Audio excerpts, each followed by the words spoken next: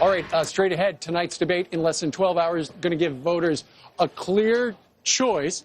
Half the questions will come from a town hall audience. So which candidate will have the upper hand? Ainsley Earhardt is here with our political panel to discuss that. They're coming up next, live from New York and St. Louis. All right, thank you, Heather. Well, tonight's debate is going to give you, the voter, a voice as candidates face questions on the issues from a town hall audience. So who has the upper hand when it comes to the economy, national security, and race relations? Let's ask our political panel. Cliff Young is the president of Ipsos Public Affairs. You have Jessica Tarlov in the middle. She's a Democratic pollster. And the New York City GOP councilman, Joe Borelli. Thank you all for being with us this morning. Thank you. You're welcome. All right, the latest information this morning. Donald Trump's up this morning. He's tweeting already, and this was his tweet. He basically is thanking his supporters. He said, tremendous support, except for some Republican leadership.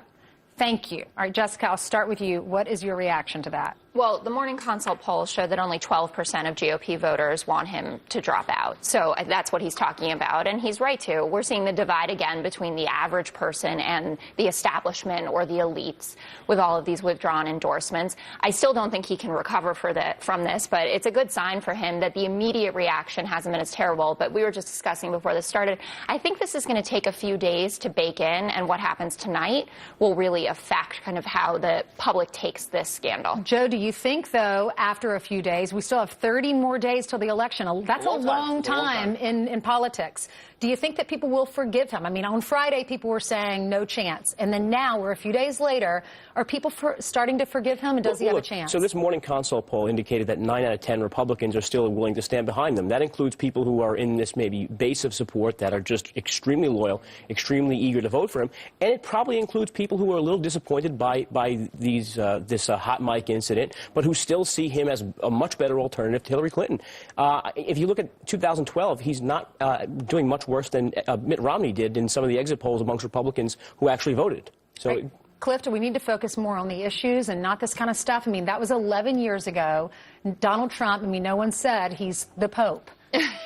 Yeah, well, he has to do both, actually. So he has to acknowledge that it happened.